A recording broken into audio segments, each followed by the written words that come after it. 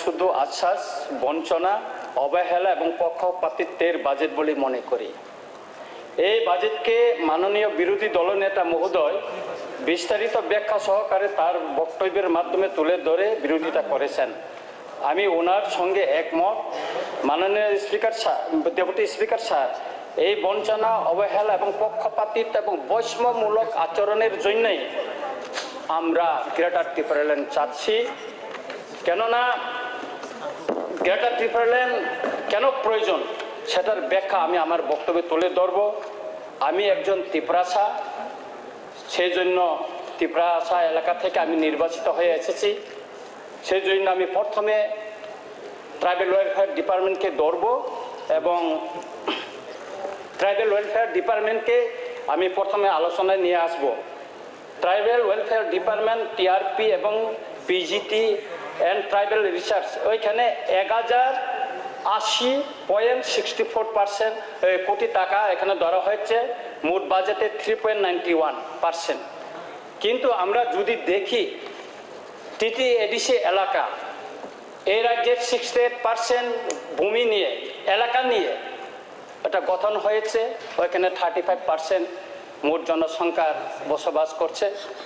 সেখানে যদি আমরা দেখি যে এই বছর 2022-23 বাজেট ছিল 619 কোটি টাকা, এই বছর তা বাড়িয়ে 652 কোটি টাকা, অর্থাৎ 2.7% ইনক্রিজ হয়েছে, 33 কোটি টাকা মাত্র। আমি আপনাকে আপনার মাধ্যমে আমি বলতে চাই, এই এত এলাকা জনসংখ্যা, যেটা 35% এডিসি এলাকায় বসবাস করছেন, এখানে যদি এই বাজেটের ফিগার যদি আমরা দেখি 27,654 কোটি টাকা আমরা এডিসি এলাকায় 68% এলাকা উন্নয়নের জন্য পেয়েছে মাত্র 652 কোটি টাকা। তার ভিতরে 580 কোটি টাকা সরকারি কর্মচারীদের বেতন এবং বিভিন্ন পেনশন দেওয়ার ক্ষেত্রে খরচ হয়ে যায়। 92,000 কোটি টাকায় মাত্র ওই এলাকার উন্নয়নের জন্য টাকা অবশিষ্ট থাকে। সেটা সম্ভব কি না আপনি জানেন, আপনি বলুন। সুতরাং এর জন্য আজকে আমরা কেন গ্রেটার ত্রিপুরা ল্যান্ড, কেন সেপারেট স্টেট আমরা চাচ্ছি, সেটা নিশ্চয়ই আপনি অনুভব করতে পারছেন। মাননীয় ডেপুটি স্পিকার স্যার, এই বাজেটে ঘাটতি বাজেট রয়েছে 611 কোটি টাকা। এখানে ঋণ এবং অন্যান্য দেখানো হয়েছে 4,735 কোটি টাকা। এখানে গত 10ই জুলাই 2023 দৈনিক সংবাদ পত্রিকায় একটা সামনের দিকে 3 কলমে একটা বড় একটা হেডলাইন দিয়ে একটা খবর বাইর হয়েছে। বলা হয়েছে প্রতি বছর বাজেটের কলের বাড়লেও অনেক কাজ অধরা। এখানে বিস্তারিত দিয়েছে, বাজেট অনেক ফিগার বড় হয়েছে, অনেক উন্নয়নের আশ্বাস দেওয়া হয়েছে, বছরের শেষে তা খুঁজে পাওয়া যায় না। এই সংবাদে লেখা আছে। আমি টিটিএডিসি এলাকার কথাই তুলে ধরব। এখানে টিটিএডিসি এলাকার অনেক বিল আমরা পাস করে স্টেটে পাঠিয়েছি। এর ভিতরে পুলিশ এক আমরা তৈরি করে পাঠিয়েছি। সবটা আমরা আইন তৈরি করেছি, রুলস আমরা তৈরি করেছি, কিন্তু টাকার অভাবে আমরা রিক্রুট করতে পারছি না। 12,000 পোস্ট ভ্যাকেন্ট পড়ে আছে, সেখানে টাকার অভাবে সেটা রিক্রুট করতে পারছি না। অনেক বেকার, তার বয়স উত্তীর্ণ হয়ে গেছে। এই অবস্থায় যদি চলতে থাকে, আগামী দিন ত্রিপুরায় কি হবে, ওই বেকার যুবকের ভবিষ্যৎ কি হবে, তা নিশ্চয়ই আপনারা জানেন। এডিসি এলাকার 65% প্রায় স্টেট গভর্নমেন্ট থেকে ডেপুটেশনে, 35% হলো আপনার নিজস্ব কর্মচারী। তো বাজেটের যে সমস্ত টাকা এডিসির জন্য সংস্থান রাখা হয়েছে, তা তো আমি আগেই বলেছি, তা আমাদের বেতন ভাতা এবং পেনশন ভাতা দিতে খরচ হয়ে যায়। তৃতীয় এডিসি এলাকায় 1182 কিলোমিটার রাস্তা আছে, তার জন্য এখানে টাকা স্যাংশন করা হয়েছে 5 কোটি টাকা। 1 কিলোমিটার রাস্তা যদি এটা মেটালিং কার্পেটিং করতে হয় 1 কোটি টাকার উপর চলে যায়, তাহলে এই 5 কোটি টাকায় আমরা 5 কিলোমিটার করতে পারবো। বাকি 1182 কোটি থেকে 82 কিলোমিটার থেকে 5 কিলোমিটার যদি বাদ দেয়, আর বাকি রাস্তা কি হবে? এইভাবে আমি বলবো আগরতলায় যেটা মিউনিসিপ্যাল কাউন্সিলে যে বাজেট, তার থেকে অনেক কম, অনেক কম, অর্ধেকের কম।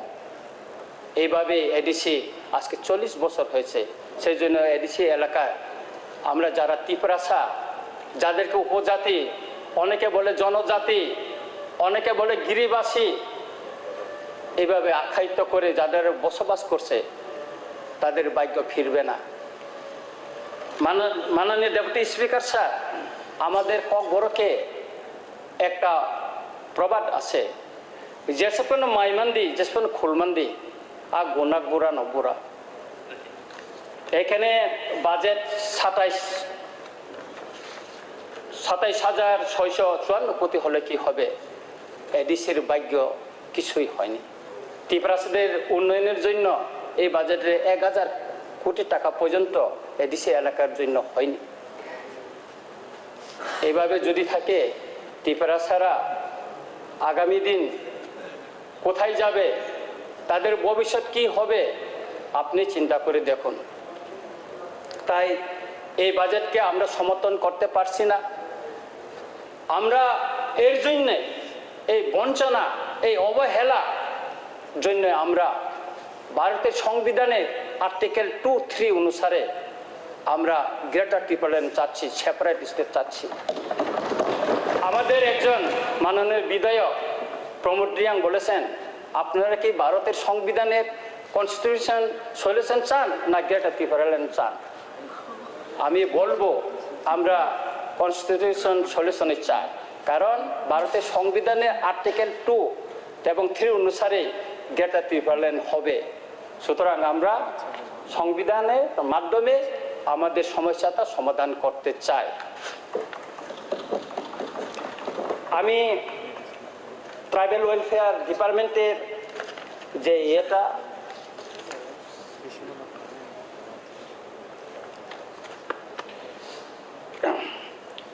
এখানে 67 নম্বর বলা হয়েছে, ত্রিপুরার এসটি ডেভেলপমেন্ট কোঅপারেটিভ লিমিটেডের পক্ষ থেকে 539 জন জনজাতি যুবক যুবতীকে সশর্তে ঋণ এবং 13 জন জনজাতি ছাত্রছাত্রীকে শিক্ষা ঋণ প্রদান করা হয়েছে। আমার প্রশ্ন হচ্ছে যে টোটাল 552 জনকে যে ঋণটা দেওয়া হয়েছে, এটা কোন অর্থবর্ষে তাদেরকে দেওয়া হয়েছে এবং কত টাকা করে ঋণ দেওয়া হয়েছে তার এখানে উল্লেখ নেই। তার কোন স্পষ্ট এখানে উল্লেখ নেই। এটা কত কোটি টাকা দেওয়া হয়েছে তারও কোনো উল্লেখ নেই। এসটি বেকার যুবক যুবতীর সংখ্যা প্রায় আজকে 60,000-এর উপর হতে পারে। তাদের চাকরি দেওয়ার জন্য এই বাজেটে একটি কথাও উল্লেখ নেই। ওই বেকার জনজাতি যুবক যুবতীরা কি করবে তার এখানে এই বাজেটে কোনো দিশা নেই। সেই জন্য অনেকে বলছে এই বাজেট দিশাহীন। এখানে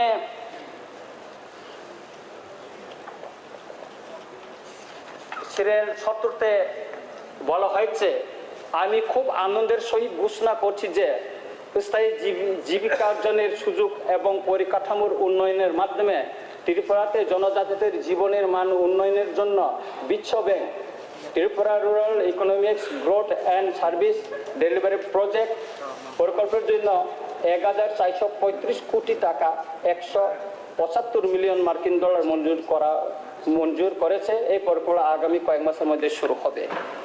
এরকম আমরা অনেক গল্প শুনেছি মাননীয় ডেপুটি স্পিকার স্যার। এর আগে আমরা 1300 কোটি টাকার গল্প শুনেছি উপজাতি এলাকা উন্নয়নের জন্য। আমরা শুনেছি এখানে হাই পাওয়ার কমিটির মাধ্যমে তিপ্রাসা এলাকা উন্নতির জন্য আমি আপনাকে একটা কথা বলবো। ল ডিপার্টমেন্টে টোটাল পিপি, অ্যাডিশনাল পিপি, অ্যাসিস্ট্যান্ট পিপি 112 জন আছে, সেখানে মাত্র এসটি 6 জন।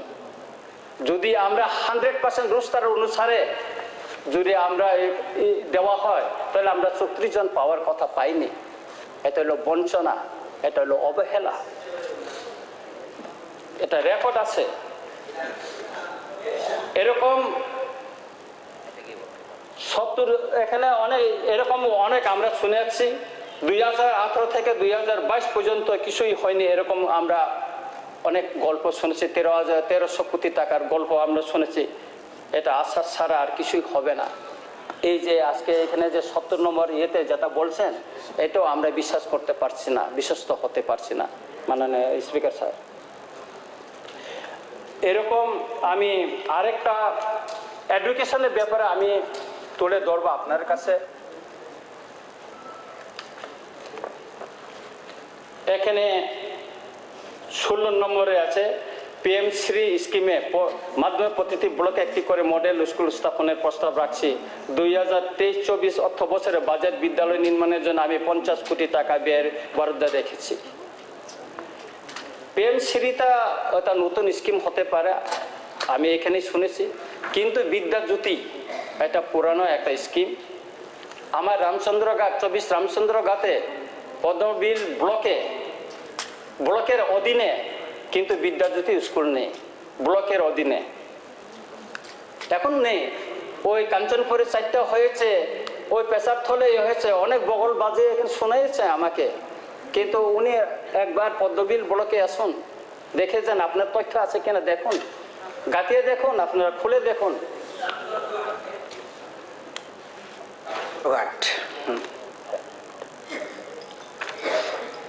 আমি হেলথ সার্ভিসের মানে স্বাস্থ্য পরিষেবার সম্পর্কেও কিছু বলতে চাই। স্বাস্থ্য পরিষেবার ক্ষেত্রে এবার বাজেটে খুব ভালো হয়েছে।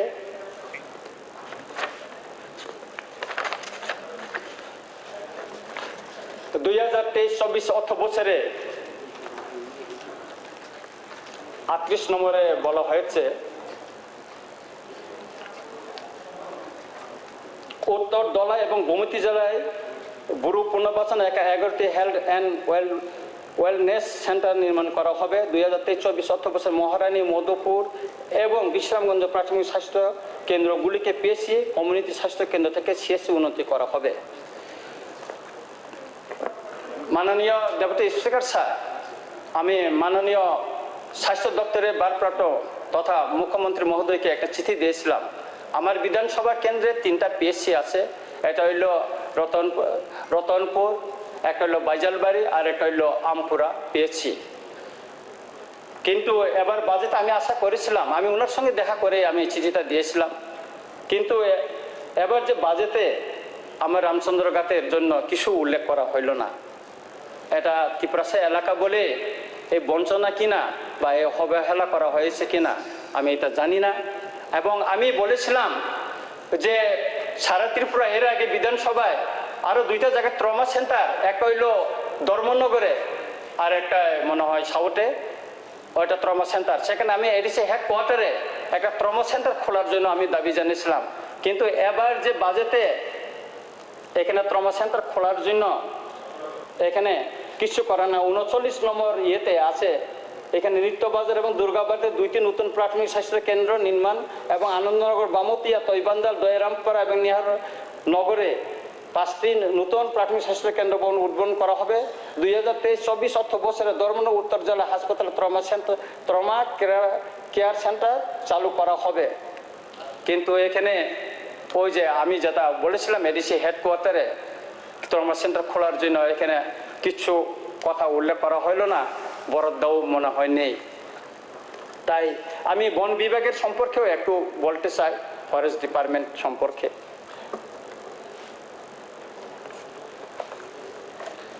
ফরেস্ট ডিপার্টমেন্ট সম্পর্কে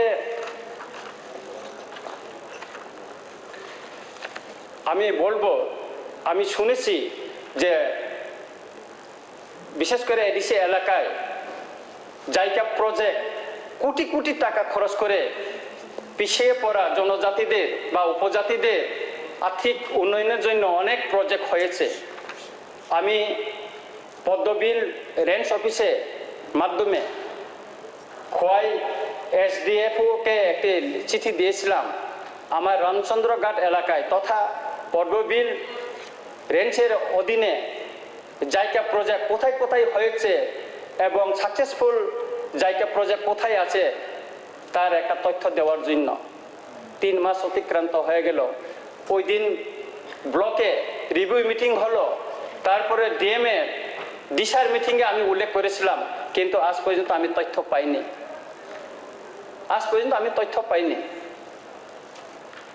সুতরাং এই জায়গা প্রজেক্টের নামে কি হয়েছে সেটা আমি আপনার মাধ্যমে জানতে চাই। যে সারা ত্রিপুরায় জায়গা অনেক প্রজেক্ট হয়েছে ত্রিপুরাশাই এলাকাতে, এই জায়গা প্রজেক্টগুলি কি অবস্থায় আছে বা এর মাধ্যমে এডিসি এলাকা ত্রিপুরা ছাড়া কতটুকু উপকৃত হয়েছে তা আমি জানতে চাই আপনার মাধ্যমে।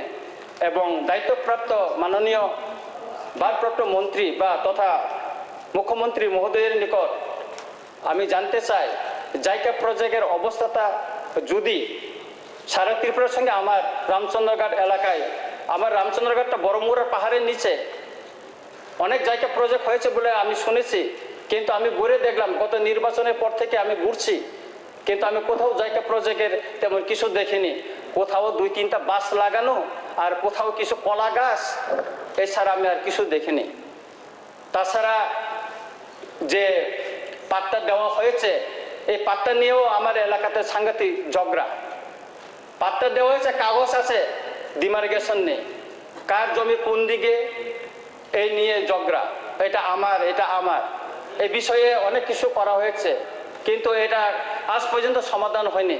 শুধু আমার এলাকা না, সারা ত্রিপুরা এই পাট্টার যে ডিমার্গেশন যে করে দেওয়া হয়নি, এটা হচ্ছে।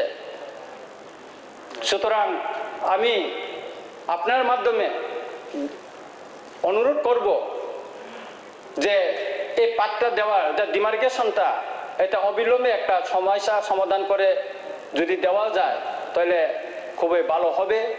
আরেকটা সমস্যা হচ্ছে আমার এলাকাতে স্বাস্থ্য বিভাগের 2টা সাব সেন্টার এখনো উদ্বোধন করতে পারেনি। 2টাই অনেক আগে এটা হয়েছে। সেটার কারণটা কি?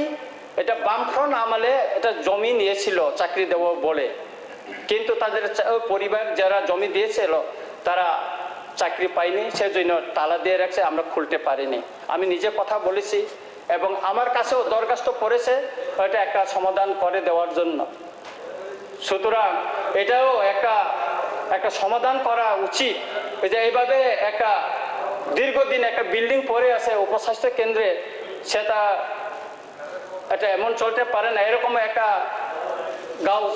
ভিলেজ কমিটির একটা অফিসও এরকম আমপুরার যেটা পাওয়ার স্টেশন 2 কানি জমি দিয়েছে, ওই পরিবারকে চাকরি দেওয়ার কথা ছিল, সেটা দেওয়া হয়নি স্যার।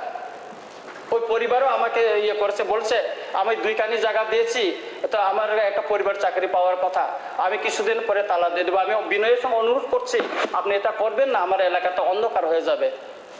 এটাও একটা সমাধান চাই আমি।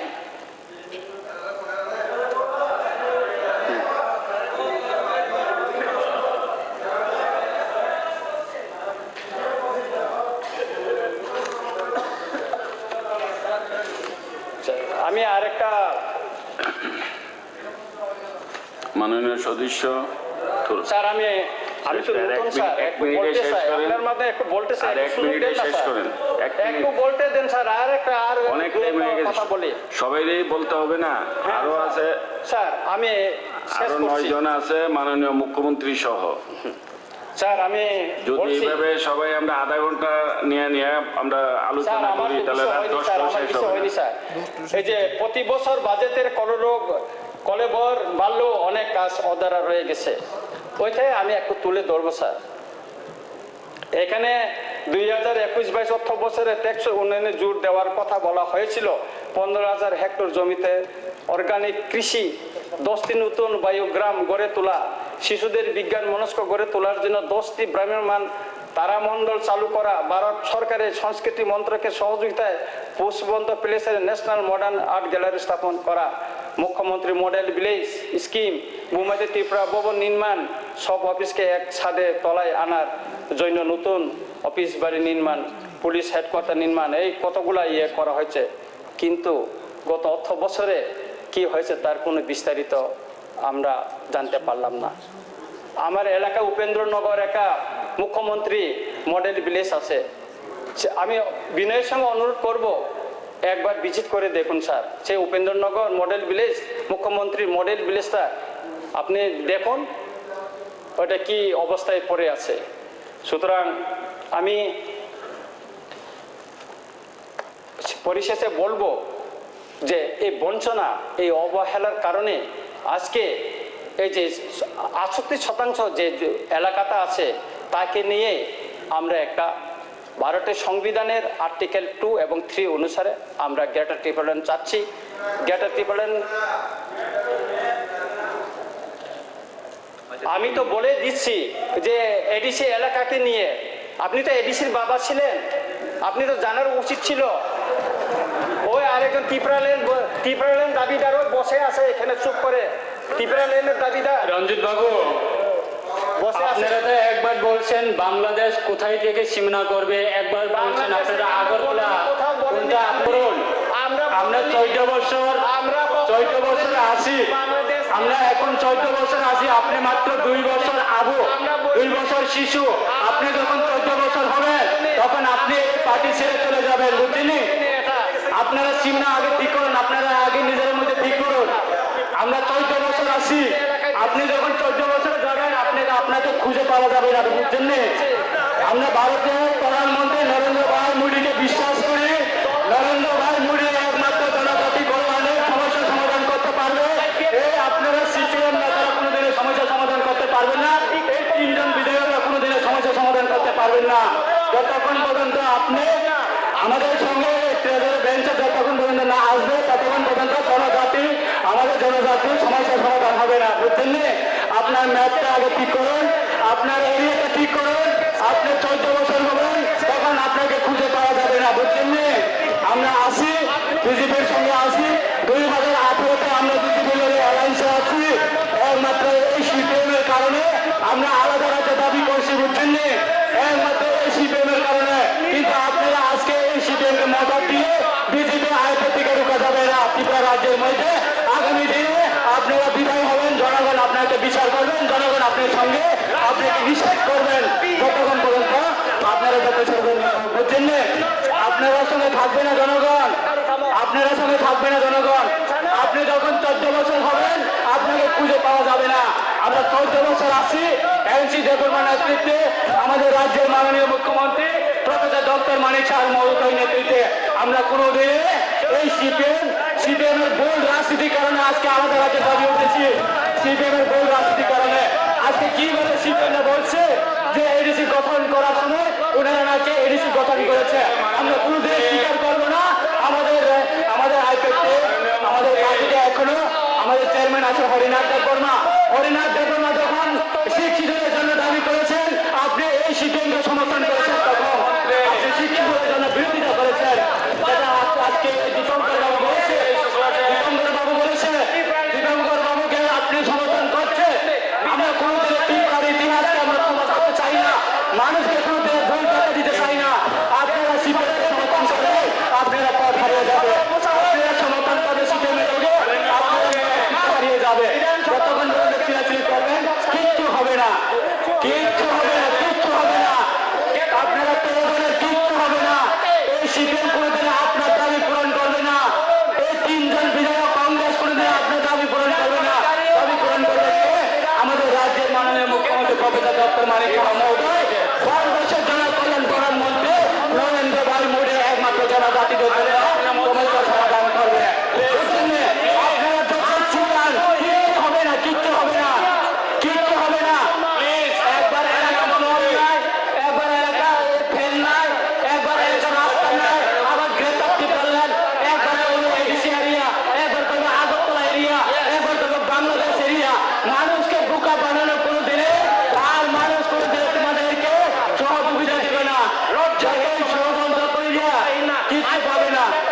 মাত্র 2 বছর আপনার বয়স